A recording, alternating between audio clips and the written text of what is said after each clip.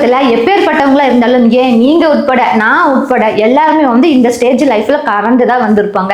அது என்னன்னு பாத்தீங்க அப்படின்னா உங்களுக்கு வந்து ஒரு ஜீரோ கான்ஃபிடன்ஸ் லெவல் இருக்கும். எப்ப பார்த்தாலும் உங்களுக்கு ஃபெயிலியரா தான், எப்ப பார்த்தாலும் ரிஜெக்ஷனே தான். உங்களுக்கு வந்து வேற ஏதோ நெக்ஸ்ட் பண்ணணும் அப்படிங்கிற ஆர்வமோ இன்ட்ரெஸ்டோ வந்து துளி கூட கிடையாது. ஆனா நிறைய மக்கள் என்ன பண்றாங்க அப்படின்னா இப்படி ஏதோ புதுசா ட்ரை பண்ணணும்னு பண்ணுவாங்க. அவங்க ஃபெயிலியர் பார்த்தாங்க அப்படின்னா அதோடய அவங்க வந்து கைவிட்டுருவாங்க. குறிப்பா சொல்லணும்னா சிலர் மட்டும்தான் என்ன பண்றாங்கன்னா எந்த இடத்துல இருந்து விழுந்தாங்களோ அந்த இடத்துல இருந்து எந்திரிப்பாங்க. அதே மாதிரி மண்ணில் விழுந்துட்டு திரும்ப திரும்ப எந்திரிச்சு நிக்கிறாங்க பாருங்க. அதுதான் தி கிரேட்டஸ்ட் கம்பேக்காவே இருக்க போதுங்க அவங்களோட லைஃப்ல. ஒவ்வொரு சக்சஸ்ஃபுல் லைஃபுக்கு பின்னாடி பாத்தீங்க அப்படின்னா ஃபெயிலியர் அப்படிங்கிற சாப்டர் கண்டிப்பா இருக்குங்க. அவங்க சக்சஸ் பார்க்கறதுக்கு முன்னாடி ஃபெயிலியர் பார்த்தனால தான் அவங்களுக்கு அந்த சக்சஸே கிடைச்சிருக்குங்க. எக்ஸாம்பிள் சொல்லணும் அப்படின்னா பிசினஸ் மேன் ஆகட்டும், செலிபிரிட்டி ஆகட்டும், ஸ்போர்ட்ஸ் மேன் ஆகட்டும், நார்மல் பீப்புள்ஸ்லிங்கோட நிறைய பேர் அவங்க விழுந்த இடத்துல இருந்து திரும்ப எந்திரிச்சு வந்திருக்கிறதா மற்றவங்களுக்கும் அவங்களுக்கு இருக்கிற வித்தியாசம்.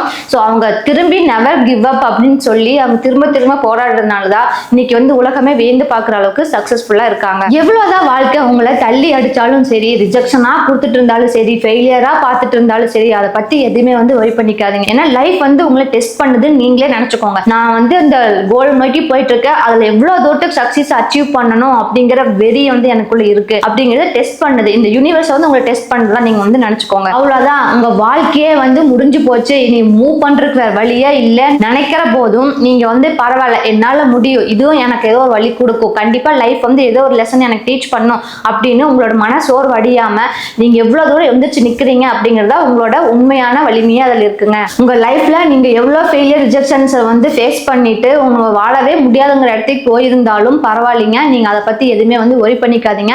லைஃப் வந்து உங்களோட சக்சஸ்ஃபுல் ஸ்டோரியை கண்டிப்பா ஹிஸ்டரியில் எழுதணும்னு நினைச்சிருச்சு. அதனாலதான் உங்களுக்கு வாழ்க்கையில் அடி மேல் அடி வந்து விழுந்துட்டே இருக்கு. இப்படி என்ன ஆனாலும் ஐ கம் பேக் அகைன் அப்படின்னு ரொம்பவே பவர்ஃபுல்லா சொல்லுங்க. இன்னைக்கு வீடியோல நம்ம அந்த கிரேட்டஸ்ட் கம்பேக் பத்தி தான் பார்க்க போறோங்க. வீடியோக்குள்ள போறதுக்கு முன்னாடி எக்ஸ்பர்டேச்சர் அகாடமில உங்களுக்கு ஐடில நாலேஜ் கெயின் பண்ற அளவுக்கு டாப் எக்ஸ்பர்ட்ஸ் எல்லாத்தையுமே வச்சு நம்ம பண்டில்டு கோர்சஸ் வந்து கிரியேட் பண்ணி வச்சிருக்கோங்க.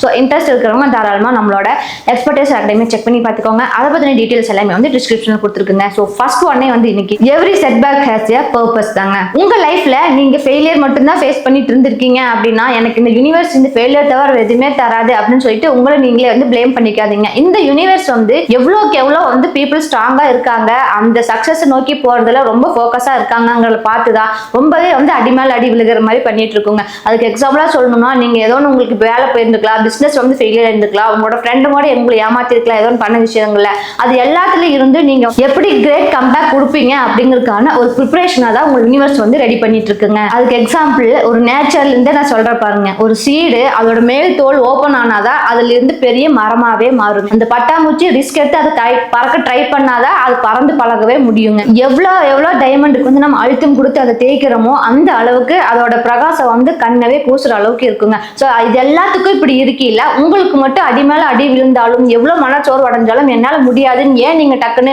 கிவ் அப் பண்ணிடுறீங்க?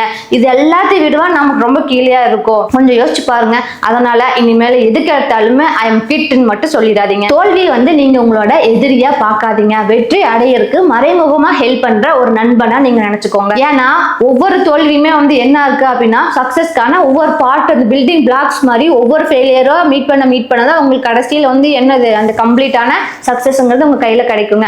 அதுக்கு தாமஸ் ஆல்வா எடிசனே வந்து பாத்தீங்க அப்படின்னா அந்த பல்ப் கண்டுபிடிக்கிறதுக்கு 1000 டைம் ஃபெயிலியர் ஆனதுக்கு அப்புறமேல தான் என்ன பண்ணிருக்காங்க அப்படின்னா அந்த பல்ப் வந்து கண்டுபிடிச்சிருக்காங்க.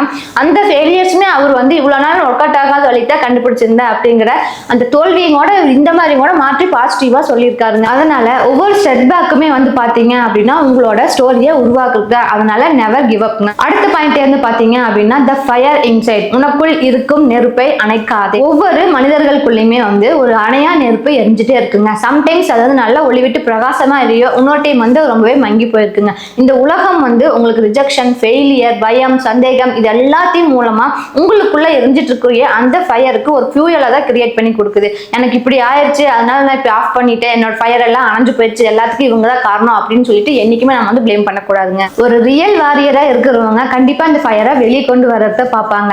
The fire is your dream purpose and வை.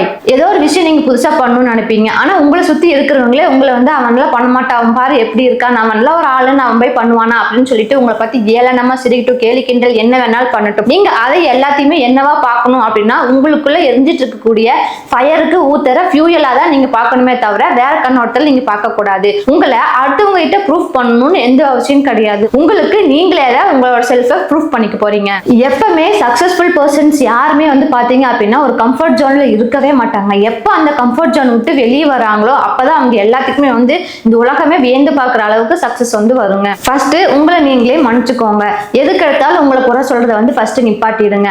யார் தான் இந்த உலகத்துல தப்பு பண்ணாம இருக்கிறாங்க. ஆனா என்ன விஷயம் அப்படின்னா அந்த தோல்வியில இருந்து அடுத்த கட்ட முடிவா நீங்க என்ன எடுக்க போறீங்க அப்படிங்கறத இங்க பெரிய மேட்டருங்க. ஒரு புது சாப்டர் வந்து உங்களுக்கு ஓபன் பண்ணணும் இல்ல ஸ்டார்ட் பண்ணணும்னு நினைச்சீங்க அப்படின்னா பழசையே பார்த்து படிச்சுட்டு உட்காந்துட்டு இருந்தீங்க அப்படின்னா உங்களால புதுசுக்கு மூவ் ஆகவே முடியாது. அதனால பழசாகவே இருக்கட்டும். இப்போ உங்களோட ஃபோக்கஸ் எல்லாத்தையுமே வந்து புது சாப்டர் நோக்கி வைங்க. உங்களுக்கு உண்மையிலேயே என்ன வேணும் அப்படிங்கறத ஒன்று எழுதி வைங்க. அதை கற்பனை பண்ணி பாருங்க. அது விசுவலைசிங் பண்ணதா உங்களுக்கு வந்து என்ன ஆகும்னா உங்களுக்குள்ள இருக்கிற ஃபயர் வந்து எதை ஃபியூயலா தேவைப்படுது, உங்களோட ஃபயர் எதை நோக்கி இருக்கு அப்படிங்கறது உங்களால நல்லாவே வந்து விசுவலைஸ் பண்ண முடியுங்க. அடுத்தவங்களுக்காக உங்களோட கோல் விஷன் எல்லாத்தையுமே வந்து செட் பண்ணாதீங்க. உங்களுக்கு என்ன வேணும் அப்படிங்கிறது உங்களை தவிர யாருக்குமே தெரியாது. டெய்லி ஹேபிட்ஸை வந்து கிரியேட் பண்றது தாங்க.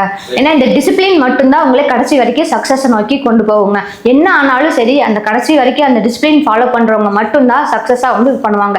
நீங்க என்ன பாருங்க, சக்சஸ்ஃபுல் பர்சன் எல்லாமே வந்து 4 மணிக்கு எந்திரிக்கிறதாகட்டும், நைட் வந்து சீக்கிரமாவே தூங்க போறதாகட்டும், அந்த மாதிரி அவங்களுக்கு அவங்களே ஒரு சில குட் ஹேபிட்ஸ் எல்லாத்தையுமே வந்து ஃப்ரேம் பண்ணி வச்சுக்கிறாங்க. ஸோ அதை கடைசி வரைக்கும் ஃப்ரேம் பண்றதுனாலயே அவங்களுக்கு வந்து சக்சஸ் கிடைச்சிருதுங்க. இப்பவே ஒரு பிக் ஆக்ஷன் வந்து நீங்க எடுக்கணுங்க. எனக்கு நல்ல டைம் வரும், எனக்கு நல்ல நேரம் வரும், நான் அப்பதான் ஸ்டார்ட் பண்ணுவேன் அப்படின்னு கண்மூடித்தனமா இருக்காம உங்களுக்கு இப்ப இருக்கிற நேரமே வந்து நல்ல நேரம் தான், நான் ஸ்டார்ட் பண்றது எல்லாமே எனக்கு நல்லதா தான் நடக்கும் அப்படின்னு ஒரு ஃபுல் பாசிட்டிவ் வைபோட நீங்க ஸ்டார்ட் பண்ணீங்கன்னா உங்களுக்கு நிச்சயமா அது பாசிட்டிவா தாங்க எண்ட் ஆகும். நம்மளுக்கு ரொம்பவே பேஷன்ஸ் வந்து முக்கியமா இருக்கணுங்க. ஏன்னு கேட்டீங்க அப்படின்னா ஒரே நாள் நம்மளால சக்சஸ் பண்ண முடியாது. எவ்வளவு வெற்றிகள் ரிஜெக்ஷன் அது எல்லாத்தையும் ஒன் பை ஒன்னா ஃபேஸ் பண்ணி நம்மள இன்னர் ஸ்ட்ரென்த் வந்து ரொம்ப ஸ்ட்ராங்காக ஆகாதான் நம்மளுக்கு அந்த சக்சஸ் கிட்டே வந்து நம்ம சேர முடியுங்க.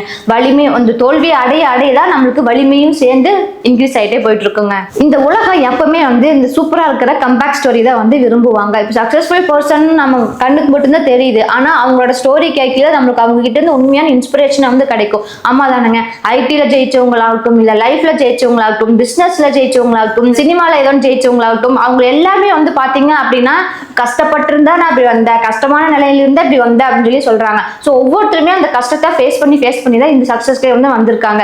நீங்களும் வந்து கஷ்டத்தை ஃபேஸ் பண்ணிட்டு இருந்தீங்க அப்படின்னா அடுத்தவங்களுக்கு வந்து யாராச்சும் நம்மள மாதிரியே கஷ்டப்பட்டு இருப்பாங்க இல்லையா, அவங்களுக்கு ஒரு எக்ஸாம்பிளா இருக்கிறதுக்கு நம்ம ஸ்டோரி வந்து உதவாதா அப்படிங்கிற மைண்ட் செட்டை வந்து பாருங்க. நெல்சன் மண்டேலா வந்து பாத்தீங்க அப்படின்னா 27 வருஷம் ஜெயில தான் இருந்தாரு. அப்புறம் பிரசிடென்டா சவுத் ஆப்பிரிக்காக்கே வந்தாரு. அப்புறம் எவ்வளவு இது அவர் ஸ்ட்ரகிள் ஃபேஸ் பண்ணியிருப்பாரு. அவரை விடவா நம்மளுக்கு ஸ்டீவ் ஜாப்ஸும் அதே மாதிரி தாங்க. அவங்க சொந்தமான கம்பெனில இருந்தே அவங்கள வேலையை விட்டு தூக்குனாங்க. அதுக்காக அவர் வரி பண்ணிட்டு இருந்திருந்தாருன்னா ஆப்பிள்ங்கிற ஒரு பிராண்டே வந்து இருந்திருக்காதுங்க. அவர் அந்த ஃபெயிலியரை ஃபேஸ் பண்ணி வந்ததுனாலதான் இன்னைக்கு ஆப்பிள்ங்கிற ஒரு பிராண்டே வந்து இருக்குங்கிறத மறந்துடாதீங்க. அர்னால்டு வந்து பாத்தீங்கன்னா அவரோட முகத்துக்காகட்டும் இல்ல அவரோட வாய்ஸ் ஆகட்டும், நீ எல்லாம் வச்சு எங்க சினிமால வரப்போற அப்படின்னு சொல்லி கேட்டிருக்காங்க. ஆனா அவர் அதெல்லாத்தையுமே ஓவர் கம் பண்ணி ரொம்பவே சூப்பரா இருக்காரு. மேரி கோமோட எவ்வளவோ கஷ்டங்கள் தாண்டிதான் இன்னைக்கு வந்து சக்சஸ்ஃபுல்லா வந்திருந்திருக்காங்க. இது மாதிரி நம்ம சக்சஸ்ஃபுல் பர்சன் எல்லாருமே பார்த்துட்டீங்கன்னா எல்லாத்துக்கும் காமனா ஒத்து போற விஷயங்கள் என்ன அப்படின்னா ஃபெயிலியர் தான் சந்திக்கிறாங்க ஃபர்ஸ்ட். அந்த ஃபெயிலியர்ல இருந்து அவங்க அடுத்த ஸ்டெப் என்ன எடுத்து வைக்கிறாங்க அப்படிங்கறத ரெண்டாவது விஷயமா நம்ம பார்க்கணும். யாருமே அதுல வந்து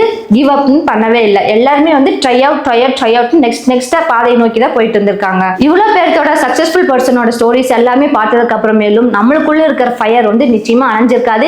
இனிமே வந்து கொழுந்து விட்டு தான் எரியும் நான் நம்புறேங்க. இவ்வளவு நாள் நீங்க லைஃப்ல எவ்வளவு தூரம் அடிபட்டு இருந்தாலும் சரி இல்ல மனச்சோறு அடைஞ்சிருந்தாலும் சரிங்க, இனிமேல் உங்களோட கம்பேக்க இப்ப இருந்து ஸ்டார்ட் பண்ணுங்க. சோ ஃபைனலா நம்ம என்ன சொல்ல வரோம் அப்படின்னா இது உன் நேரம், உன் தருணம், உன் வாழ்க்கை வந்து மாற்றி அமைப்பது முற்றிலுமே வந்து உன் கையில் தான் இருக்கு. Welcome to the great comeback team. வாங்க நம்ம எல்லாரும் ஒன்னா சேர்ந்து லைஃப்ல ஒரு கிரேட் கம்பேக்க கொடுப்போம். இந்த வீடியோ உங்களுக்கு பிடிச்சிருந்துச்சுன்னா லைக், ஷேர், கமெண்ட் எல்லாமே பண்ணிக்கோங்க. யாரெல்லாம் இதே மாதிரி அவங்க லைஃப் பத்தி ரொம்ப ஃபீல் பண்ணிட்டு இருந்தாங்களோ அவங்களுக்கு நம்ம வீடியோவை மறக்காம ஷேர் பண்ணி விட்டுருங்க. இதே மாதிரி தொடர்ந்து சூப்பரான உங்களை பூஸ்ட் அப் பண்ற மாதிரி மோட்டிவேஷனல் வீடியோஸ்ல வந்துட்டு இருக்குன்னு வச்சுக்கோங்க. மறக்காம நம்மளுடைய எக்ஸ்பர்டைஸ் ஜாப்ஸை சப்ஸ்கிரைப் பண்ணி வச்சுக்கோங்க. உங்களுக்கு வீடியோ ஷூட் பண்றதுக்கு ஸ்டுடியோ தேடிட்டு இருந்தீங்க அப்படின்னா நம்ம கிட்ட ரிச் டைமண்ட் ஸ்டுடியோ அவைலபிளா இருக்குங்க. A to Z எல்லாமே செட் பண்ணி வச்சிருக்கனால பாட்காஸ்டிங், செலிபிரிட்டி இன்டர்வியூ பர்பஸ் போன்ற பர்பஸ்க்கு நீங்க நம்மளோட ஸ்டுடியோ வந்து யூஸ் பண்ணிக்கலாங்க. ஸ்டுடியோ பத்தின டீடைல்ஸ் யாராச்சும் தேவைப்படுச்சு அப்படின்னா டிஸ்கிரிப்ஷன்ல வந்து லிங்க் கொடுத்துருக்க, செக் பண்ணி பார்த்துக்கோங்க. தேங்க்யூ ஃபார் வாட்சிங்.